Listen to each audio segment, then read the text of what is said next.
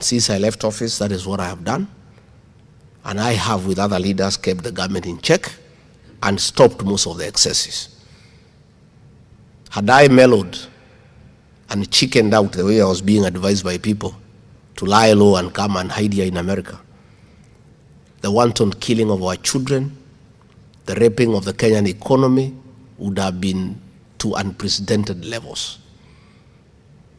I don't want to blow my own trumpet, but in my own small way, alongside other Kenyans, I have made some contribution to check William Ruto and government and slow them down.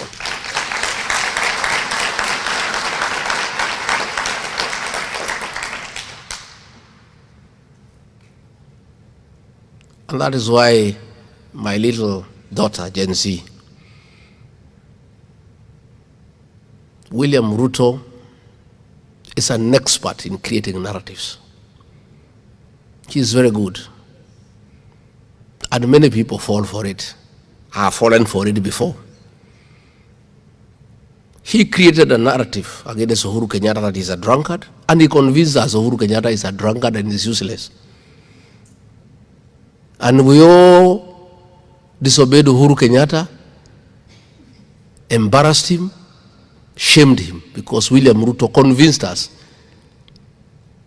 that Uhuru Kenyatta is a drunkard, is a useless man. And he deceived all of us. We hated our own president, our own son, and refused to listen to him. He is very good at creating narrative. That narrative that regarding Gachagua is tribal is a narrative created by William Ruto, because there is nothing else he can say about me. I have not been involved in corruption. Had I been involved in corruption, he would have been taken me to court by now. Had I done a single deal with the government, today I would be in prison. He has nothing against me, because anything I have said has come to pass, and people know I'm a man of integrity. So all he says is that regarding Gachagua is tribal. But nobody listens in Kenya. The reason being, regarding Gachagua is not tribal, because when William Ruto stood as president, he was not Kikuyu, he was Kalenjin. There was a candidate called Mwaura Wahiga.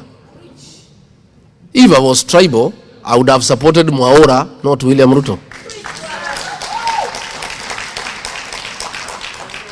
When things were working for him, he had such kind words about me when I was supporting him. This guy is a people's person. He cares for the ordinary people. He's a great mobilizer. He loves his country. You play the clip, what he said on May 15 when he unveiled me as running mate. It was the best poem I've ever had in my life. He had such lovely and kind words about me. But now that I disagreed with him to tell him you cannot kill children, you cannot steal the country's wealth, then he says Rigathi Gachagua is a tribalist. My daughter, please, don't fall into that narrative. When you are here, you talk about Kenyans, you don't talk about America. Every group of people have some identity. Never allow anybody to make you feel embarrassed about who you are and where you come from. That narrative by William Ruto is meant to intimidate the Kikuyu nation and to make us feel sorry about who we are and challenge our capacity to work hard.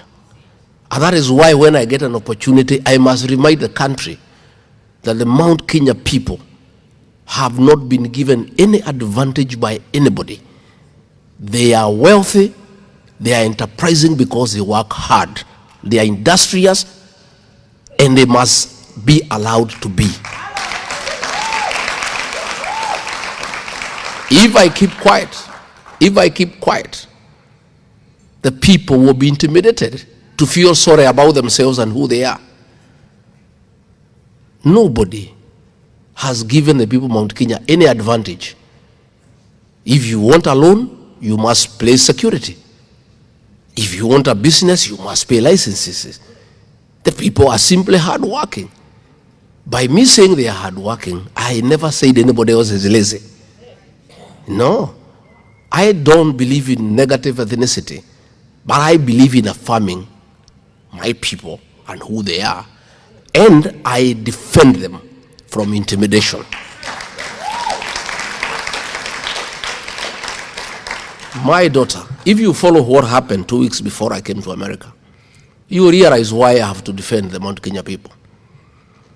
Businesses for the Mount Kenya people were targeted for destruction. In other areas, they were not destroyed,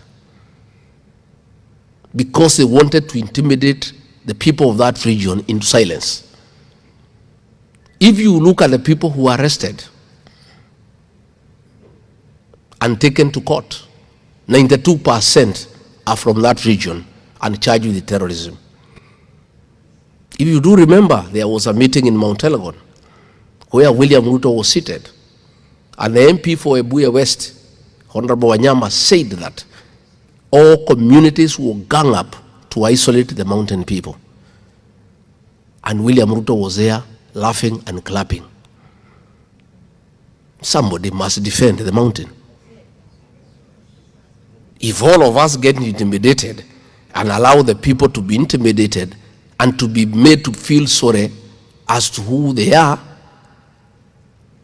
what happens? And I say, I don't have to be president. I don't have to be anybody in Kenya.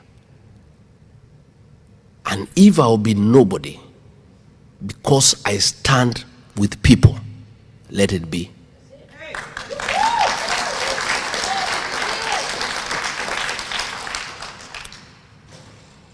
I supported William Ruto knowing he's not a Kikuyu. I and the people of Mount Kenya are nationalists. We are good people. Against the advice of Uhuru Kenyatta, our own son, who was president, he told us, this man is a thief, and if you elect him, you shall suffer. And we said, no, we promised him. We have an arrangement, we are honest people, we are men of integrity. Let us give him a chance, because we are not tribal. Had we been tribal, we would have listened to Uhuru Kenyatta, our own son. So let nobody tell us that the Mount Kenya people are tribal. Please give us a break. We are not. We are good people. And that is why you find today all other communities are happy to work with us. Because we are good people, we are honest people, and we are nationalistic. And we are part of Kenya. But that does not change our identity and the language that we speak together. Just the way we respect other communities and their right to speak their own language, we too must be respected and be allowed to speak our own language. All that noise you heard in Kenya when I arrived in Seattle was because of the Game Festival. People who don't like us were unhappy that the people are so many looking happy and singing their songs. That's all. They would like us to be divided so that they can rule us forever. And I am aware and I'm very conscious that our unity is our strength. And our relevance in the national political discourse is informed by being united and casting our vote in one ballot box. So I want to assure you, my daughter, we are good people and we are national. And I work with everybody.